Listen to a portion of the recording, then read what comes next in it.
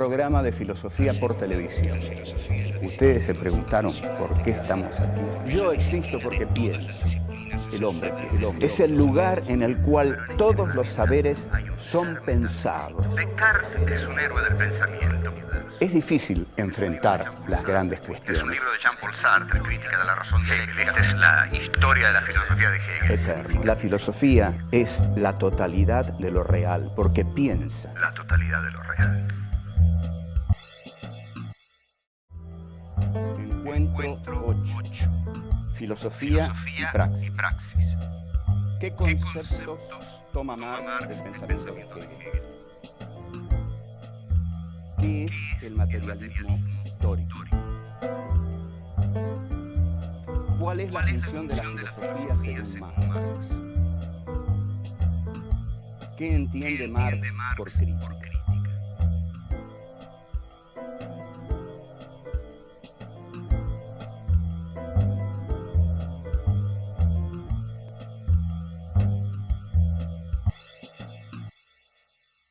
Hablar de Marx en la Argentina no es lo mismo que hablar de Marx en la Sorbona, o en Harvard, o en Princeton.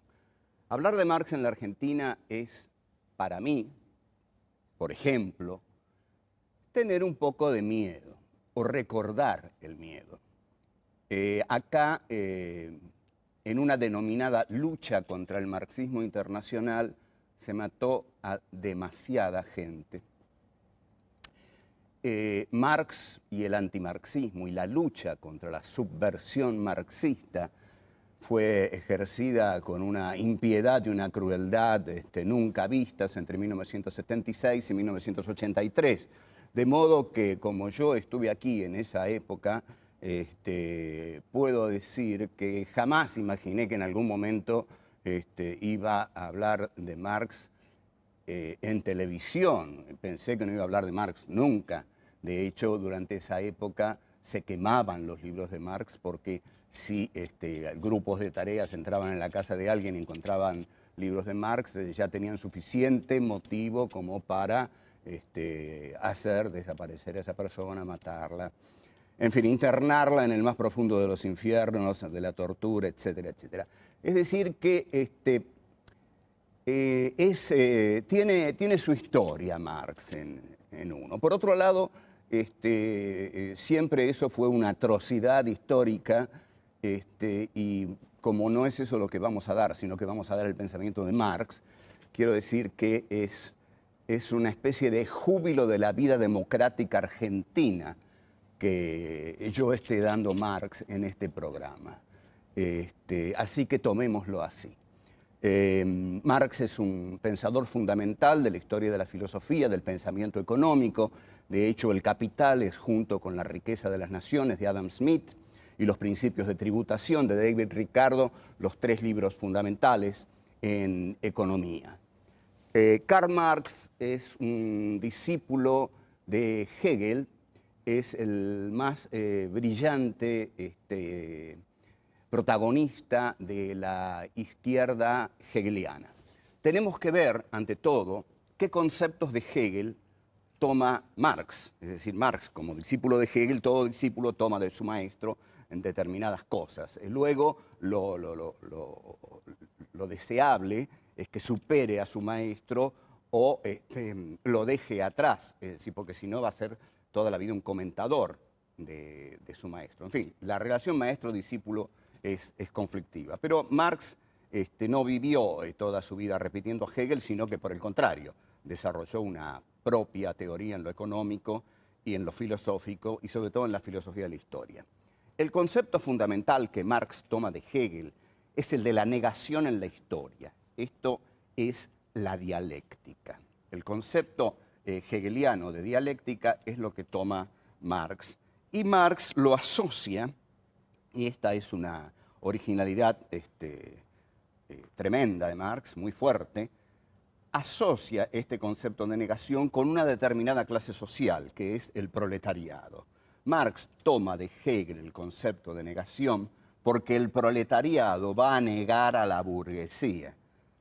Negarla quiere decir la va a destruir, va a ser una revolución por la cual va a combatir contra el orden burgués lo va a superar y va a instaurar una sociedad sin clases, una sociedad que Marx va a llamar una sociedad genérica, una sociedad en la cual no va a haber ya explotación del hombre por el hombre. Entonces, el concepto de negatividad para Marx siempre va a estar ligado a la praxis del proletariado, a la praxis política, social, sindical del proletariado. Pero si nosotros hablamos filosóficamente, la negación dialéctica en Marx se encarna en el proletariado. Es el proletariado el que va a ejercer la negación sobre la burguesía y de esa negación se va a pasar a una nueva instancia, que es lo que es el tercer momento de la dialéctica hegeliana, el de la conciliación, y en esa nueva instancia es lo que Marx va a llamar a esa nueva instancia la del comunismo o la del socialismo. En esa nueva instancia ya las clases habrán sido superadas, habrán sido dejadas atrás y se instaurará una sociedad, como dije, sin explotados ni explotadores.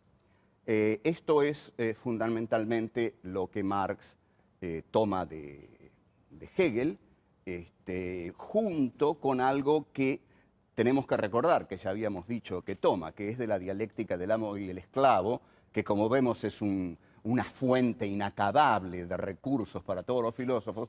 Marx toma de la dialéctica del amo y el esclavo la parte, el concepto del esclavo trabajador. El esclavo trabajador en Hegel va a ser el proletariado trabajador de Marx. El proletario que en la fábrica es expoliado por el capitalista, es lo que en Hegel era el esclavo trabajador, que era a través de él que se hacía la historia. Acá va a ser el proletariado industrial, aquel que trabajando, llevando adelante su praxis, va a poder revolucionar la historia humana.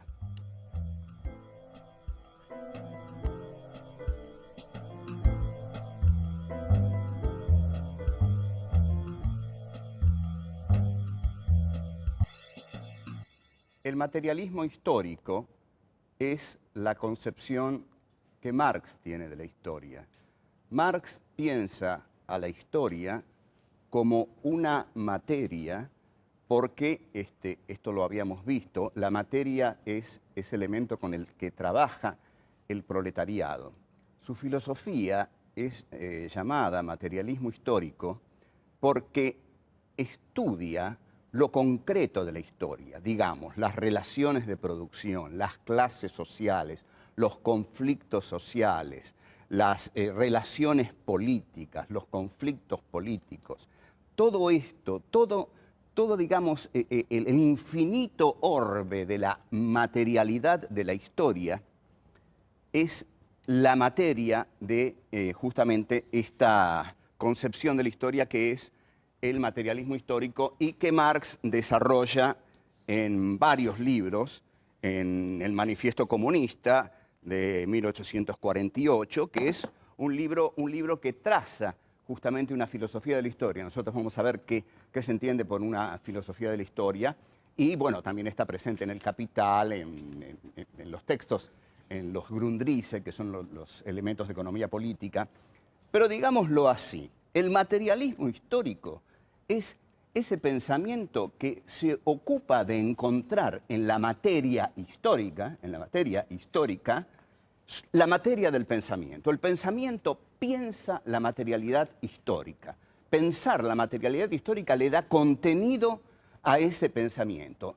Y en la materia histórica, en esa materialidad, Marx encuentra dos clases antagónicas, la burguesía y el proletariado. La burguesía ya ha liquidado al feudalismo, de modo que ahora la burguesía, instaurada en el poder, comienza a desarrollar sus industrias. Se produce lo que se llama la revolución industrial de la burguesía. De esta revolución industrial burguesa surge el nuevo sujeto que el marxismo viene a expresar y que es el proletariado industrial. Vamos a decir más claramente el proletariado industrial británico, porque lo que hace Marx en el Capital es estudiar el desarrollo capitalista de Inglaterra por ser el país que tiene el desarrollo capitalista más avanzado del momento histórico en que Marx trabaja. Entonces, el sujeto que el marxismo viene a expresar, el sujeto histórico, es ese proletariado que la burguesía ha engendrado por su propio desarrollo dialéctico. Al negar al feudalismo, la burguesía engendra al que va a ser su enterrador. Entonces, Marx dice, el enterrador de la burguesía va a ser el proletariado que la burguesía ha engendrado. Aquí vemos también cómo funciona la dialéctica. La burguesía ha negado al feudalismo, pero ha generado al proletariado. El proletariado, a su vez, negará a la burguesía y finalmente habrá una síntesis donde ya no habrá clases sociales. Bien. Marx, en un texto de Juventud, texto de 1843, que se llama Introducción a la filosofía del derecho de Hegel, desarrolla sus puntos de vista en relación a la filosofía y al proletariado. Va a terminar diciendo que la filosofía es la cabeza de la revolución y el proletariado es el corazón de la revolución. Ustedes notan el lenguaje romántico que usa este joven Marx, muy joven Marx, en 1843. En las primeras páginas de esta introducción a la crítica de la filosofía del derecho de Hegel, Marx habrá de volcarse críticamente contra la religión y va a escribir una de las frases más conocidas, más mal interpretadas, más bastardeadas de toda su obra. Una frase que dice: la religión es el opio del pueblo. La frase es muy fácil de entender. Yo hoy podría decirles a ustedes: Internet es el opio del pueblo. Y ustedes me entenderían muy bien lo que estoy diciendo. Podría decir, yo qué sé, bailando por la escoba es el opio del pueblo. Show ping pong a las 21:30 de la noche es el opio del pueblo. O sea, hay muchas maneras de opiar al pueblo. Para Marx, la manera fundamental era la religión. De todos modos, retengamos esto: Internet es el opio del pueblo. Pero bueno, para Marx era la religión. ¿Por qué? Porque la lucha de Marx va a hacer que el proletariado, que los humillados de esta tierra tomen conciencia de su situación ignominiosa. Tomo deliberadamente el lenguaje de este joven Marx. Lo que Marx va a decir: yo no puedo decirle a un explotado de esta tierra que le espera el cielo como recompensa, porque entonces él nunca se va a rebelar. Lo que yo necesito, dice Marx, es que la gente se rebele contra su situación ignominiosa. Pero si les prometo el cielo, ¿para qué se van a rebelar si tienen la eternidad celestial para vivir felices? Entonces lo que Marx dice es: no se trata de ocuparnos del cielo, lo que se trata es de ocuparnos de la tierra. Es en la tierra donde los hombres sufren. Es en la tierra donde los hombres son humillados y ofendidos, que es una frase muy hermosa de Dostoyevsky. Es en la tierra donde la ignominia se hace presente.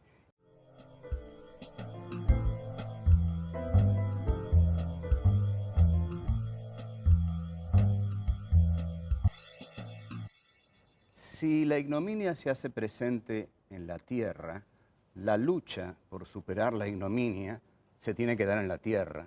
Es así entonces, desde esta perspectiva, que Marx dice que la religión, en tanto que le promete a todos el reino de los cielos, es el opio de los pueblos, porque le está diciendo a todos: el sufrimiento que ustedes padecen ahora no tiene importancia, porque les espera a todos ustedes el reino de los cielos. Los hombres no pueden pensar en el reino de los cielos.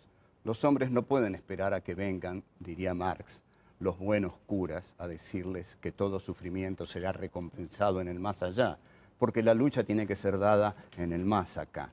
En consecuencia, ese es el concepto que tiene de la religión como opio del pueblo, es decir, la religión como aquello que adormece las luchas de los hombres en la tierra por superar su indignidad social. Este es el concepto. Ahora, la filosofía, tal como la entiende Marx, es una filosofía de la praxis. ¿Por qué es una filosofía de la praxis? Porque es una filosofía, un pensamiento que está destinado a relevar, a llevar a primer plano, a aclarar las injusticias que padecen los hombres y fundamentalmente la clase social que padece la injusticia y a la que Marx expresa con su filosofía, que es el proletariado. Entonces Marx va a decir, tenemos que criticar lo que pasa en la tierra.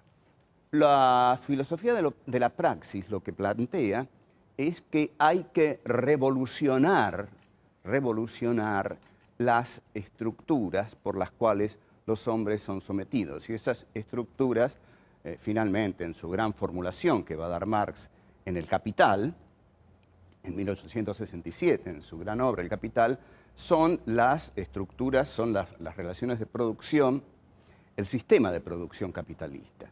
Entonces, la frase con que Marx expresa esto, una famosa frase, que no bien yo la diga, muchos de ustedes la van a reconocer, porque ha sido muy dicha y es muy dicha porque es muy contundente, está en un texto llamado Tesis sobre Feuerbach. Feuerbach era un filósofo que había filosofado sobre la religión en sus escritos sobre el cristianismo. La tesis 11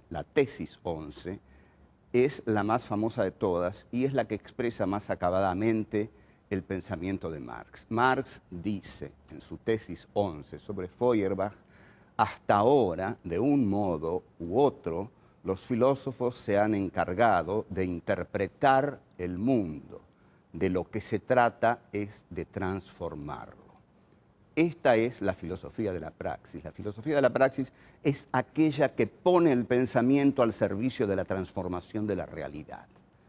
Entonces, la unión entre el pensamiento y la materia da el concepto de praxis, porque justamente Marx no niega la filosofía en absoluto, porque se han hecho críticas tremendamente injustas sobre la tesis sobre Feuerbach.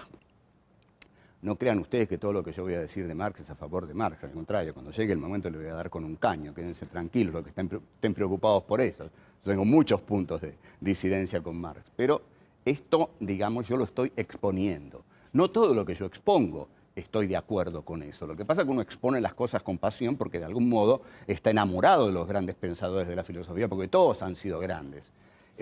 Ahora no quiere decir que uno acuerde con todo, pero esta tesis de Marx, si somos justos con ella, vamos a ver que algunas críticas son infundadas. Y la crítica fundamental es la que le dirige Martin Heidegger. Heidegger dice que Marx niega a la filosofía y muchos de sus discípulos se agarran de lo que dijo Heidegger para repetirlo. Lo que dice Heidegger es que Marx propone transformar el mundo y no pensar, porque la primera parte de la tesis 11 dice, hasta ahora los filósofos se han encargado de interpretar el mundo, de lo que se trata es de transformarlo. Pero no está negando la necesariedad de la interpretación del mundo.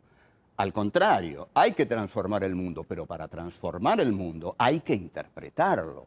La interpretación del mundo forma parte de su transformación. Nadie puede transformar un mundo que no ha interpretado, que no ha conocido, que no ha conceptualizado. Es decir, la praxis revolucionaria va unida a la praxis del conocimiento de la materia que el revolucionario quiere transformar. En este sentido, Marx va a establecer dos conceptos que son muy claros en su opción filosófica. A uno lo llama armas de la crítica. armas de la crítica. Vamos a ver qué es esto. Las armas de la crítica es la crítica, es decir, la crítica entendida como conocimiento de la realidad. O sea, que las armas de la crítica es aquello que el pensamiento conoce de lo real. Es necesario conocer lo real para transformarlo.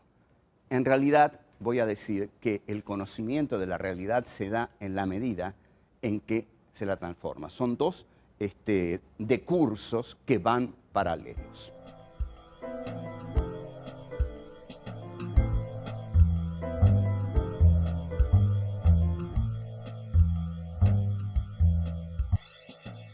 ¿Qué entiende Marx por crítica? Por crítica, Marx entiende el develamiento de una situación. Por crítica, Marx entiende tornar claro algo que estaba oscuro. Una toma de conciencia. Digamos, una persona puede padecer toda su vida una situación ignominiosa, por seguir usando esta palabra. Pero si en algún momento no se da cuenta de esa situación, no toma conciencia de su situación de ignominia, siempre le va a parecer natural lo que está padeciendo. Es necesario que en algún momento tome conciencia de lo que le está pasando. Cuando toma conciencia de lo que le está pasando, ahí está viendo su situación desde una perspectiva crítica. La perspectiva crítica es aquella que nos dice si lo que nos pasa está bien o está mal, si lo vamos a tolerar o no lo vamos a tolerar, si vamos a seguir así o no vamos a seguir así. En consecuencia, la crítica es aquello que acompaña a la conciencia. La conciencia debe ser siempre crítica en la medida en que la conciencia no debe rendirse ante la realidad, no debe dejarse sofocar por la realidad, sino que la conciencia debe aclarar, juzgar, decidir sobre la realidad y en consecuencia luego es uno también el que sigue o no a esa conciencia. Eso depende del coraje de cada uno. A veces la conciencia nos señala cosas que preferimos ensordecer para no seguirlas porque simplemente tenemos miedo de hacerlo. Ahí es cuando prendemos algunos aparatos que tenemos en casa. Bueno, Marx habla de la crítica de las armas. Lo que va a decir aquí Marx es que no solo es necesario comprender, entender que la situación de una sociedad es injusta, lo que serían las armas de la crítica, sino que luego viene la parte de la crítica de las armas. Es decir, que aquí Marx habla claramente de la violencia. En el final del Manifiesto Comunista, Marx dice, los comunistas no ocultamos nuestros proyectos, nuestro proyecto fundamental es derrumbar por la violencia al régimen capitalista e instaurar en su lugar el régimen comunista.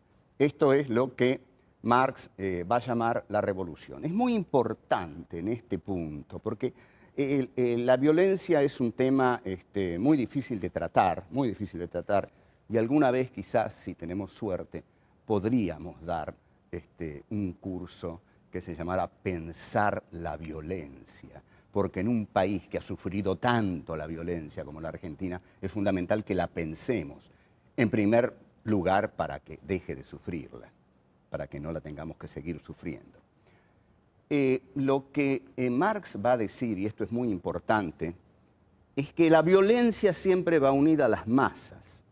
Esto es totalmente contradictorio con ciertas teorías de las guerrillas del siglo XX. Por ejemplo, la más célebre es la de Ernesto Che Guevara, es la del foco guerrillero, que Guevara plantea la teoría del foco guerrillero, en la cual lo que dice es que un pequeño grupo puede galvanizar después a toda una sociedad a partir de su praxis vanguardista, iluminista, foquista. Pero Marx de ningún modo consideraba a la violencia foquista, ni se le había pasado por la cabeza eso.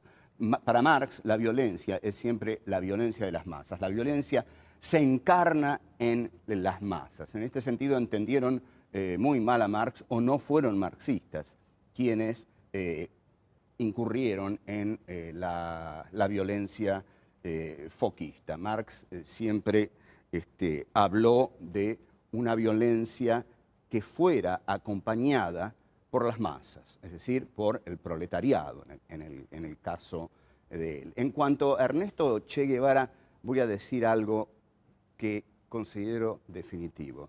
La teoría del foco guerrillero yo considero que es totalmente equivocada, porque cuando las masas son dejadas de lado, cualquier operativo revolucionario se extravía. Ahora, lo notable de Ernesto Che Guevara es que dijo, hay que hacer el foco guerrillero, hay que hacerlo en Bolivia, y él fue a Bolivia. Lo lamentable de los grupos guerrilleros argentinos, fundamentalmente la dirigencia de Montoneros en 1979, 1980, es que decían, hay que hacer la contraofensiva o hay que hacer el foco, y lo decían desde México. Firmenich, por ejemplo, personaje nefasto, lo decía desde México y mandaba a morir a milicianos que no habían cumplido 20 años. Bien, recordemos esto. Para Marx, la violencia siempre está protagonizada por el pueblo, por las masas.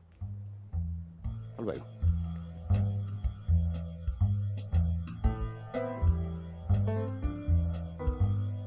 Marx dice, hasta ahora, de un modo u otro, los filósofos se han encargado de interpretar el mundo. Es necesario conocer lo real para transformarlo.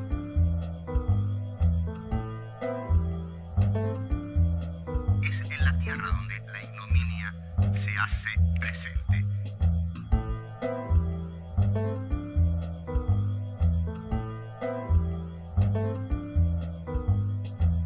Para Marx, la violencia siempre está protagonizada por el pueblo, por las masas.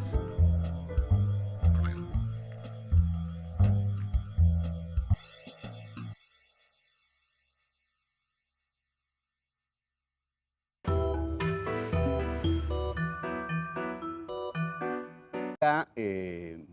En una denominada lucha contra el marxismo internacional se mató a demasiada gente. Marx y el antimarxismo y la lucha contra la subversión marxista fue ejercida con una impiedad y una crueldad nunca vistas entre 1976 y 1983. De modo que, como yo estuve aquí en esa época, puedo decir que jamás imaginé que en algún momento iba a hablar de Marx en televisión. Pensé que no iba a hablar de Marx nunca. De hecho, durante esa época se quemaban los libros de Marx porque sí, tomémoslo así. Marx es un pensador fundamental de la historia de la filosofía, del pensamiento económico. De hecho, El Capital es, junto con La riqueza de las naciones de Adam Smith y Los principios de tributación de David Ricardo, los 3 libros fundamentales en economía.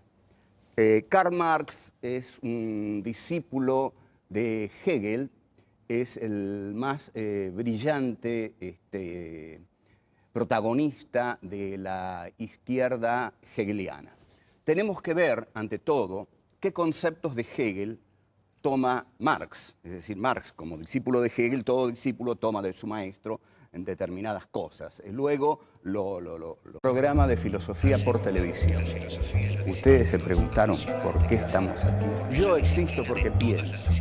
El hombre es el lugar en el cual todos los saberes son pensados. Descartes es un héroe del pensamiento. Es difícil enfrentar las grandes cuestiones. Es un libro de Jean-Paul Sartre, Crítica de la razón de Hegel. Esta es la historia de la filosofía de Hegel. Eterno. La filosofía es la totalidad de lo real, porque piensa. La totalidad de lo real. Encuentro 8. Filosofía y praxis. ¿Qué conceptos toma Marx del pensamiento de Hegel? ¿Qué es el material? Grupos de tareas entraban en la casa de alguien y encontraban libros de Marx, ya tenían suficiente motivo como para hacer desaparecer a esa persona, matarla, en fin, internarla en el más profundo de los infiernos, de la tortura, etcétera, etcétera.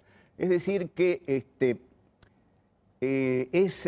tiene su historia Marx en uno. Por otro lado, siempre eso fue una atrocidad histórica, y como no es eso lo que vamos a dar, sino que vamos a dar el pensamiento de Marx, quiero decir que es una especie de júbilo de la vida democrática argentina que yo esté dando Marx en este programa. Así que el materialismo histórico. ¿Cuál es la función de la filosofía según Marx? ¿Qué entiende Marx por crítica?